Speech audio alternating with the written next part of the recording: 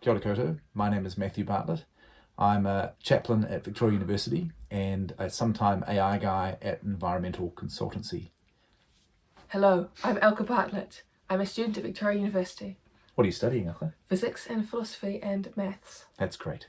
We're here today to react to Dr. Iain McGilchrist's Boyle lecture, which is available on YouTube. We were both invited to, as part of a New Zealand Christians in Science event, to respond to this lecture or a video presentation of it.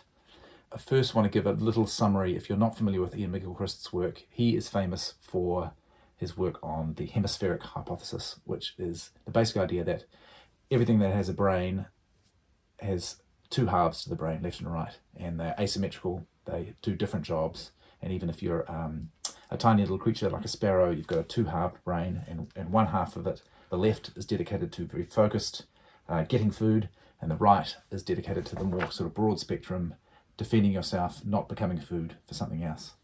And he has written a number of books on this topic, most recently the 2-volume enormous work, The Matter with Things, where he lays out the scientific case for this in great detail and how different domains of human life are affected by the hemispheric hypothesis, and then kind of culminating in this final chapter about the sacred, his approach to religion, God, the universe, and everything. Am I missing anything, Elka? No, except for, do you want me to explain the actual thesis of the Boyle lecture? Yeah, good idea. Which is that the left hemisphere is worse than the right, and that the right makes more accurate judgments of reality, while the left risks doing things like trying to fit things into boxes where they don't belong, and not noticing things that don't fit with what it already believes. And so that as a society we're too left-brained and we should try and have the right be in control more. And it does have quite a lot of evidence to show that the right hemisphere gives us a kind of embodied sense of presence, that we're kind of inhabiting reality, whereas the left typically is about representation, maps, kind of flat, static representations of reality. The map versus the territory. Exactly. Maybe it's worth saying for myself, something I appreciate about his work is that I feel he does actually create quite a solid case from science that there are these two basic modes of perceiving the world grounded in our hemispheres. And the key thing that it does for me as a Christian chaplain is creates a kind of bridge from science to meaning, maybe. That happened for me. Did it? Yes. How so? Just exactly what you said. Because I'm extremely left-brained, such as not believing in love when I was younger because no one could define it. So it's helpful to have this kind of thing. Left brain, right brain, circular. Yes. One key thing for me is that you, looking at all the scientific research, neuroscience, brain imaging stuff, you can see that there's a big world that is beyond spreadsheets, is beyond easy categorization, but is still sort of crucially important to our lives. So for me, I guess there's an analogy or something, I say a bridge to meaning, because while it's grounded in science, it sort of points you out into this wider world that maybe is addressed by philosophy, religion, art, architecture, these kind of vague, less easy to pin down things. I guess it's not fair to call architecture vague, but the purpose of architecture is vague and hasn't been easily captured. I guess modernism trying to capture things in these kind of square boxes has had various failures. It's very difficult to justify your arguments these days without having some kind of factual left-brained basis. Can you see anything positive in his presentation? Well, yeah, that it's true. The left-brained, right-brain categorization seems pretty fundamental to the way the world works. Not at the level of chaos and order, but very useful and significant and appearing in a lot of different levels of reality, i.e. particle versus wave, nature of light. So I like that, but I think that at that high level it's correct, but I don't think he's a very good theologian. I think he's much better as a scientist. In his encouragement that we should be more right-brained, it ends up being very passive, prey rather than predator. We shouldn't be acting upon the world, we should just be receiving the world. And I don't think that's true, and that doesn't seem good, which is and that's a second level up from his actual hypothesis. How do you mean it's the second level? As in, the first level is the left brain, right brain hypothesis, and the second level is, the modern society is very left-brained. And it seems that he has much more expertise on the first level and the second level. He's not necessarily much better than someone else who had a lot of knowledge on the area. And I think you were saying in your reaction to the lecture that that's arguable whether our society is in fact Yes. weighted towards the left brain. Yes, I said that the left brain ideas can really only exist when they're being spoken about. So, like, I can say that my pain is just like cortisol or neurochemical reactions or whatever it is, but that only exists when I'm thinking about it. And then when I go and burn my hand, I don't go, oh, neurochemical reactions. It just hurts. So even if everyone in society justifies what they think consciously based on the left brain, it still doesn't have that big of an impact, because they're just like, it's just post hoc rationalization, and it doesn't have as solid of existence. So I don't think it's necessarily impossible for society to be very left-brained, but our society doesn't look like that, just because some people will claim that the earth is round. I didn't understand that last point. The earth is only round when you're thinking about the shape of the earth. The rest, most of your life, it's flat. So is that, would you say the roundness of the earth is kind of a left-brained Yes. abstraction? Mm-hmm. One pattern I've noticed is that the left brain is useful in a few contexts, but then it's really, really useful, like when you want to go to the moon. But the right brain is relatively useful in a whole lot of domains.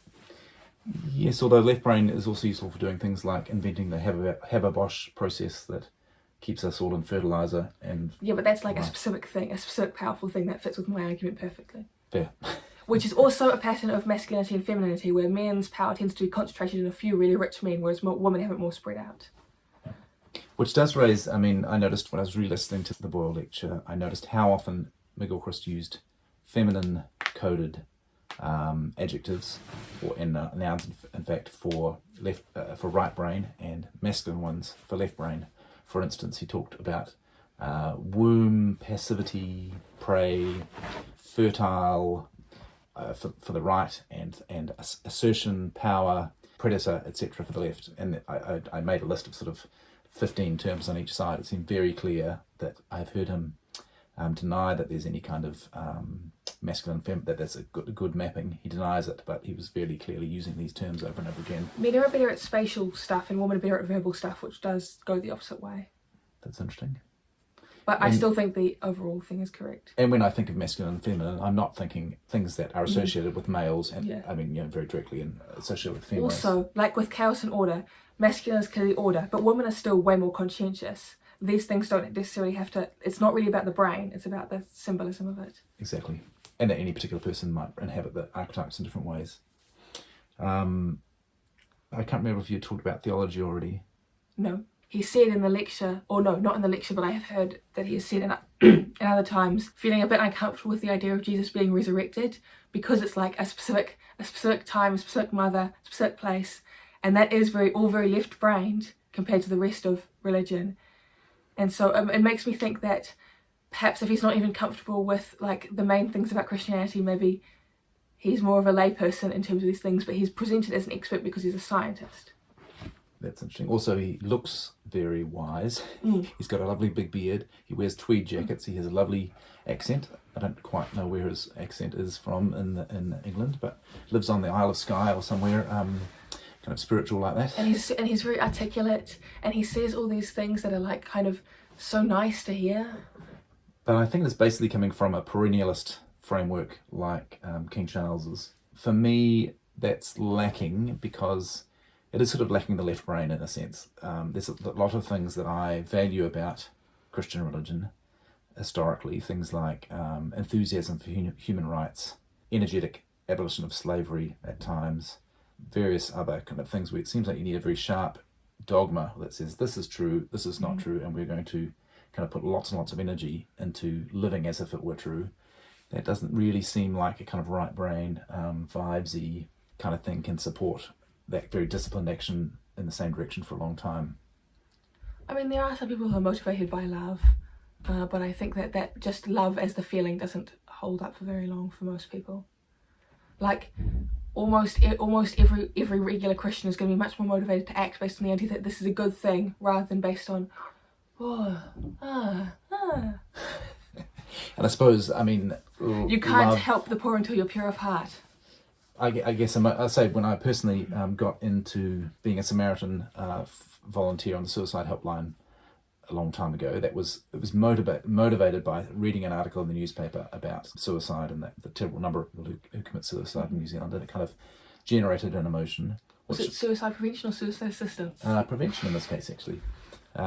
It generated an emotion, but it kind of required signing up and commitment and that kind of more boring, plodding, keep on doing the same thing. Similarly, I would say with marriage, you have times of kind of emotional love, but then most people need a structure that kind of keeps it stable over the long haul, at which feels much more left brain, kind of you say certain words at a certain time and then it's just done. The same words in every marriage. Yeah, roughly speaking. Any other thoughts on the Boyle lecture? Yes, all of them.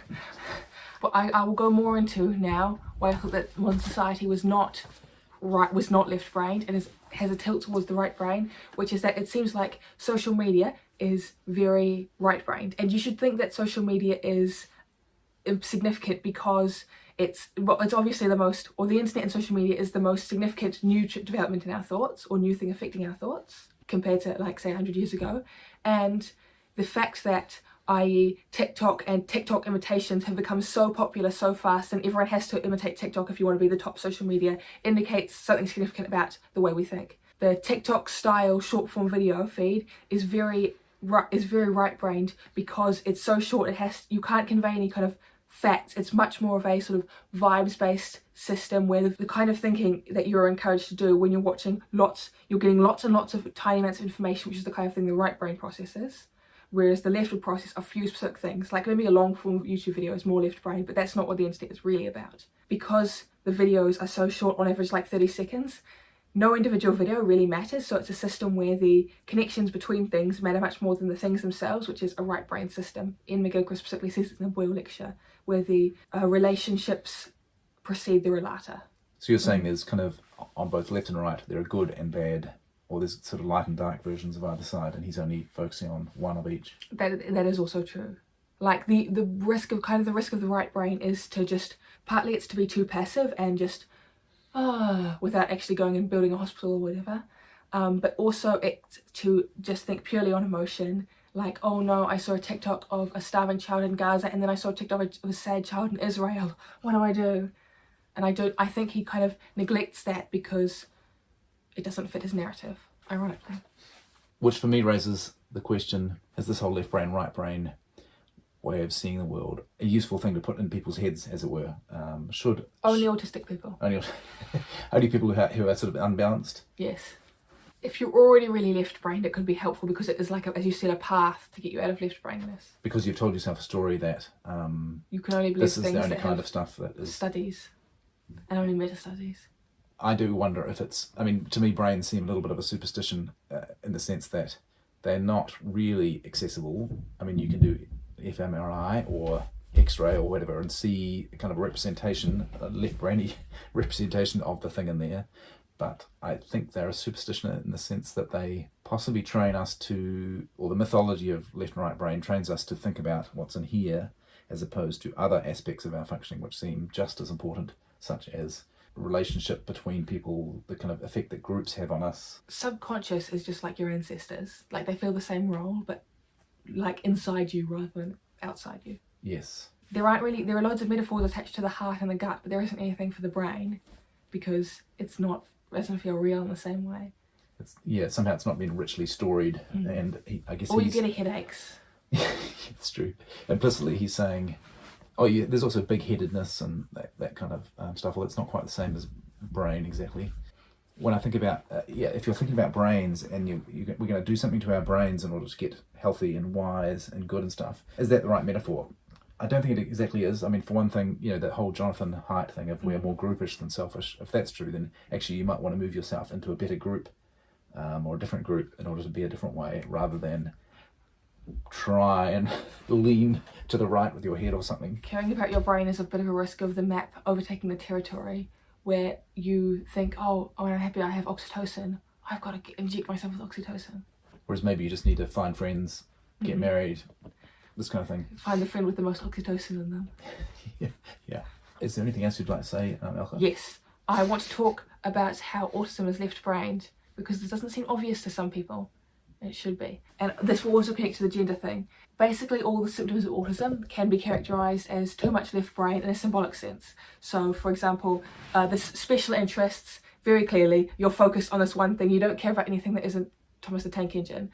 social awkwardness, social interaction is a super right brain thing. You've got to get all the vibes. That's hard. Like eye contact is very complicated. It's got a lot of things you understand. Sensory difficulties, once again, you're not able to cope with things in the periphery. You act like you're actually just hearing the siren that's beeping when you should just be able to put it in the background, but you can't do that properly. Is filtering a kind of right brainish? Filtering, filtering, unconscious filtering, yes. Even like clumsiness seems to be kind of not properly dealing with the things in your periphery, which would be a right brain thing to do. Having a weak sense of embodiment. Yes. And also, interestingly, humans as a whole tend to look at people more through their right brain. And I can't remember exactly which side that actually is because it flips a whole bunch of times, but they look at people more to the right brain side. But autistic people don't do this. They have it balanced, which seems to me to be somewhat good evidence. And there's other evidence, but I can't remember it right now. And I think this is somewhat significant partly because this would be evidence that the society is more left brain than usual, because autistic people do have much more power than they ever have had before. Partly because of... A few autistic people. Yeah, but that's what matters. Like, especially with technology and stuff. And also because autism is often theorised to be an excess of masculinity. And I think that's correct. And that would fit with the hypothesis that the left brain is more masculine. That's Simon Baron-Cohen's Yes. take, yeah. My inclination is that next time we record a video, maybe we should have it side on and that we're kind of talking to each other face to face and have the viewer as a kind of third person. Okay, are they still listening? That's you're still listening, aren't you? Yeah. Anything else you want to raise? No, I don't think so. Yeah, what about you? Yeah. Nothing? It'd be I think interesting you'd be to very see. shy. Be interesting to see if this is of any value at all, and whether it can be edited into some semblance of interest. Thank you for your attention to this matter.